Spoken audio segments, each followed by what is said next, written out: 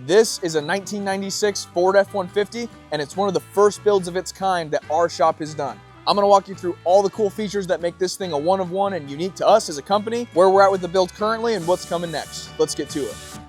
Hey guys, this is Spencer with Fender Garage. Thank you so much for joining. Sitting next to me is a 1996 Ford F-150, the Ford OBS truck. Ranged from the 80s into the 90s. The OBSs are usually known. 92 to 96 are the most popular or the most well-known when you say the word OBS. This is a really cool build for us. I'm gonna walk you through everything start to finish. We're gonna cover the upcoming suspension kit that we're coming out with. I'll come back to that. Crate motor, the paint job, the exterior, what's coming up next, the interior, what the vision was, and we're just gonna have a good time with this. So stick along, there's a lot of fun stuff to cover, and let's jump into it. So, this is a great customer of ours, and he purchased this as a work truck in 1998, drove it for several years, then ended up selling it to his buddy that used it as a marina truck. This thing lived on the water, very fun little truck that drove around. And his son was so into this truck that he said, "Dad, we gotta get this back." So this guy bought this truck back from his buddy about 8 years after the fact, and then he made his son chop firewood all summer, after school on school days, for a long, long time in order to sweat equity pay for this truck. So it's a family heirloom. It's something that's been in their family for most of its life. The father's super passionate about it. The son's super passionate about it. Now it's our turn to breathe a little bit more life into this thing and get it back onto the road for them. So let's jump into more of the specifics. Overall vision for this build was more of like a sleeper, but like a really cleaned up sleeper.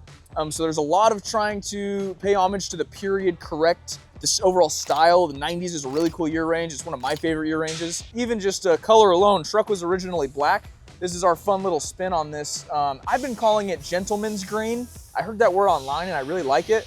It's a black to green shift, and it's got a little bit more of an olive green into it. You might have seen some other paint jobs we've done. Actually, one of this guy's truck is that same paint job. It's a black to green shift.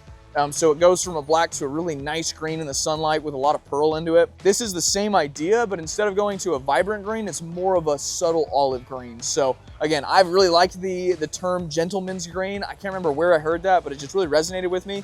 Anyways, beautiful paint job. This one we just sanded down and painted over the original paint job, and it just speaks to how nice the paint can really turn out. Anyways, paint turned out great. We've bedlined it, we've underlined it. This thing's gonna be a driver. And that's kind of what I want to get into, is what we're doing on our end to make this thing just the coolest daily driver ever. Remember how I said period correctness? You'll notice this thing's on the stock frame. Not a lot of trucks that we still do that to. But we've learned with the OBSs is A, the twin I-beam of the time is a little bit further along than some of the other ones. The steering components are a little bit better updated. The frame's still usable. Will we come out with an OBS frame for the Ford stuff? To be determined, most likely. I'm sure it's on the horizon. But we also wanted to make sure we were really giving the DIY builder what they needed to kind of spruce up their original frame and make this something they can still be happy with and get back on the road. So for starters, I want to get into the suspension side of things. Now, we've always sold a rear suspension kit for these. We've sold a rear 4-link kit, comes with the coilovers, comes with your mounts, really sweet stuff. We've never had a front suspension kit before. So this is what we came up with. This pairs along with our OBS motor mount kit. We've been selling that for many years. It's our best-selling motor mount kit, so it always makes me wonder how many OBS F-150 and Broncos that are out there that are just ultimate sleepers.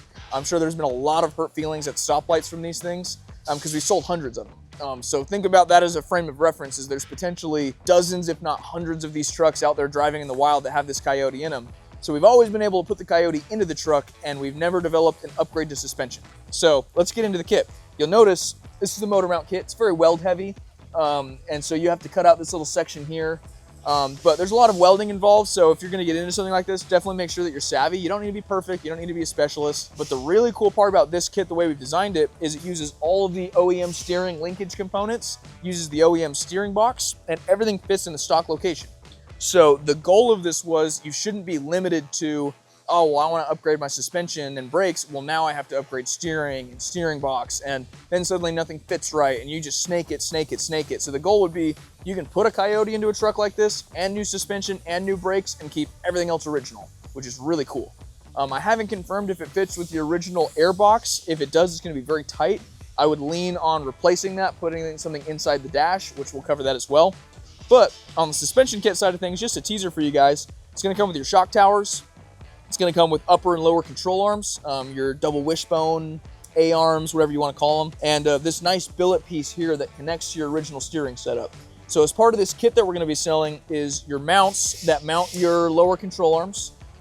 There's gonna be, those are bolt-in. You're gonna have weld-in upper mounts for your upper control arms, and then a weld-in shock tower that's all one piece for your coilover. We have Falcons on this, we really like them, but we're also gonna be offering RideTech as a coilover as well. So the kit will likely be available with RideTech coilovers. You also get new ball joints. You're gonna get our custom non-drop spindle that is kind of a staple for us at this point. And then of course, Wilwood disc brakes are gonna be optional if you want those from us, you wanna get them elsewhere. But should be really cool. So again, a little bit of a weld heavy kit, but it pairs perfectly with our motor mount kit. And it works awesome. All of the engineering we put into this has been quite a bit. Excited for test miles. We have very high hopes for this, but the overall goal is make a product for somebody where they could increase the suspension, but keep some of those factory components if they still want to retain those. So you can kind of see how everything fits. There's some stuff that hasn't gone on the motor yet, like the accessory front drive. We haven't put the inner fenders back in, but the bumper just went on today. Body mounts are in, so that means panels should be on this thing by tomorrow. Might have to grab some B-roll of that before the video releases. If not, next time we do give you guys an update on this, body should be fully reassembled, start to put it back together. So we're gonna put the core support back in. We're gonna put your Wizard brushless aluminum radiator in there. Lots of fun goodies that we will dress up in this engine bay. If you want more information on that, we have lots of videos covering the normal parts that we're using. This will not be our last build update because we make a ton of really freaking cool Ford OBS products. We don't give them enough love, which a lot of it is because we don't build these very often. That's one thing I want to talk about is this is our most inquired about vehicle, and it's the one we build the least amount of. Biggest reason is wasn't a suspension option available, wasn't a chassis available. So it's hard for people because you could get sucked into so much labor to build these things that we want to try to minimize that as best we can. So this is a really, really good step in the right direction for that. Anyways, just really grateful we have an OBS in the shop. It's far and few between, and we'll certainly start to see more. And it seems like public demand is telling us that there's a lot of these guys out there that would love to do something like this. So anyways, it's kind of the state of this currently. That's a Gen 3 Coyote. It's a crate engine from Ford Performance. We are a Ford Performance dealer, so if you wanted to buy this, your motor mount kit, a lot of the other goodies, you can always go to our website, you can call us, we'll get you taken care of. Paired to a 10-speed automatic transmission, the Ford 10R80. It's like my favorite thing of all time. It's gonna be so much fun for this guy. He's gonna have a blast with it. And we're almost done with wiring. We're about to jump into reassembly. So we'll put the body panels back together, figure out all the plumbing, put the radiator in there, finish the wiring, and then it's gonna move over into the interior side of things. So interior wise, we've done all of the coating in here, make that all dressed up. But as you can see, it's a very factory cab. We're not really making a lot of tweaks to it. We didn't shave anything. We didn't replace the floor pans. Because why would we, you know? Like while this isn't the most aesthetically pleasing of all time, that's how the truck was originally, and it's all gonna get covered up by membrane, juke pad, and carpet. So the goal is here, just really, really keep it period correct. So we'll go look at some of this stuff, but the gauges going back in this thing are gonna be very period looking. AC is gonna go behind the dash, but your vents, your whole dash, your cluster, everything is gonna look original. So this is almost like a really, really bougie version of the original truck. It's a really, really sick build concept. We are trying hard not to stray too far from that. So for the interior side of things, we're gonna do a nice burgundy. It's gonna play really well on this thing. In the initial designs that I've looked at, it's gonna be awesome. But it also kind of pays homage to the original truck. If you know these trucks, a lot of times they have kind of your red interior, you have some suede. It's a very 80s and 90s thing, is to have a little bit more of a burgundy, like maroon color play in here. So we're gonna do a very dressed up version. I'll leave it at that. You guys will see what we're talking about. And there's also some really cool updates coming on the interior kit side of things for these trucks based on this vehicle and something similar to that. So again, I'll chalk it up to that right now. Lots of fun interior stuff to come. But anyways, yeah, we're gonna keep moving through this thing, throw an interior back into it, and we'll get this dash all reassembled and put together. So I'll kind of walk you around and show you more of what I mean when I say that we're really gonna try to stay very specific to the original truck the way that it was. So over here is the guy's original gauge cluster. I would have to look, I can't confirm, but I'm pretty sure these are either the new Dakota Digitals or these are just new gauges. So those are his original. You know if they're going back in? No, we have Dakota Digitals. We're getting a new president. Oh, cool. Yeah, nice. Because his steering wheel being a 96, he had all the cruise control buttons. Cool. And an airbag. Cool. And we kind of wanted to get rid of that stuff. Uh-huh. So we bought a 93 Lightning steering wheel. No way. And got all the older horn pad and stuff to go with awesome. That. So that's what his steering wheel is going to be instead of that big gaudy. That's crazy. That's great. So like Ryan just mentioned, by the way, Ryan is our wiring specialist. That dude is the man. You'll probably see him in Facebook group chats. He doesn't just do it while he's here. He goes home and he still thinks about it, and he's still trying to better the community. And he's a really cool dude. He helps us out a lot.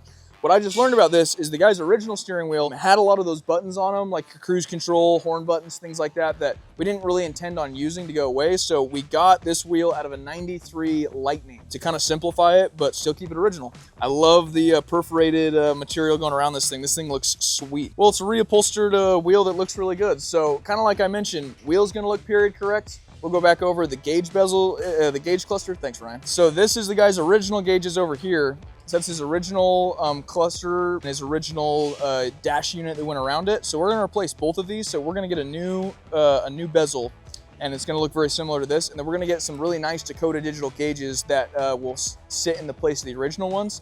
If you know anything about Dakota, they're awesome. They make a great product, and they've just recently jumped into the OBS stuff. They never had the late 90s gauges like they do now, and so this is a fairly new thing. So that's kind of been a big unlocker for people as part of these builds, is the more parts that come to market, the easier it is for somebody to build them. The reason I say that is because go get yourself some Dakotas. We have them on our website. They're super, super cool. They'll help your build out, but if you wanted to use the original gauges, they would absolutely work. So talking about original, this is the guy's original fuel tank that is going to go back into the truck. We are going to put a new fuel pump in there. I'm not certain if it's going to be a Mustang GT pump like we normally do, or if we're going to do something more along the lines of like an Aeromotive 340 pump. Tank's going to be the same, just adding a pump to it. While the gauge cluster and bezel and all that will be new, it's going to be completely period correct, and they're going to be like factory replacements. All of your AC bezels, all of your vents, knobs, controls, all that's going to look original, and it's all going to go into the truck. So it's gonna basically feel like if you bought a brand new 96 F-150 off the lot in today's world. It's gonna look and feel exactly like the original truck did, but is it gonna drive a lot nicer than that? And all of your modern amenities, AC is gonna work great, gauges are gonna work great. This thing is sweet. So, like I said, next steps are putting the rest of the body on this, putting the radiator in here, finishing out the wiring, and then fully plumbing this thing, putting the accessory drive on it. Once we're done with that, we'll run your steering column, we'll get all that mocked up, and then we'll jump into the interior side of things. So really cool. This customer is awesome. So fun, the history with this truck. He's a big Ford guy. He's a Ford enthusiast to the core. So are his sons. They took that from their dads. So this is kind of their thing. This is what they're into. And they're into Ford trucks, and they want the best of what's out there. So they're doing two 6772 builds from us. This is gonna be his son's truck. And his son worked for it. He chopped a lot of firewood to get this truck. So this is a dad and a son that really, really strengthened their relationship and got really invested on the Ford side of things. They have a lot of bonding memories together around this truck, and all they want to do is get this thing back on the road so they can cruise together. Anyways, I think that's all I have to cover. There's a lot of fun updates that we'll cover on the channel as we get through this thing, but if there's anything that we didn't highlight that you wanted to see, make sure to drop a comment and talk to us about it. If there's anything about the OBSs in general that you want to hear about, I know there's a lot of information online, and some people ask us questions about how it works, what's compatible. We'd love to do a full OBS coverage video, kind of walk through things, not about this truck, but just about this year range of truck in general. So anyways, wherever you guys want to see, make sure you're giving us feedback in the comments. We take that seriously, and all we care about is just continuing to make content for you guys that we think you'll appreciate, and I'll have a good time here. So anyways, I'm gonna get wrapped up here and get back to my day job. So thanks for following, like, subscribe, drop a comment, and make sure to catch up on the next video because this thing is gonna be bad. Thanks.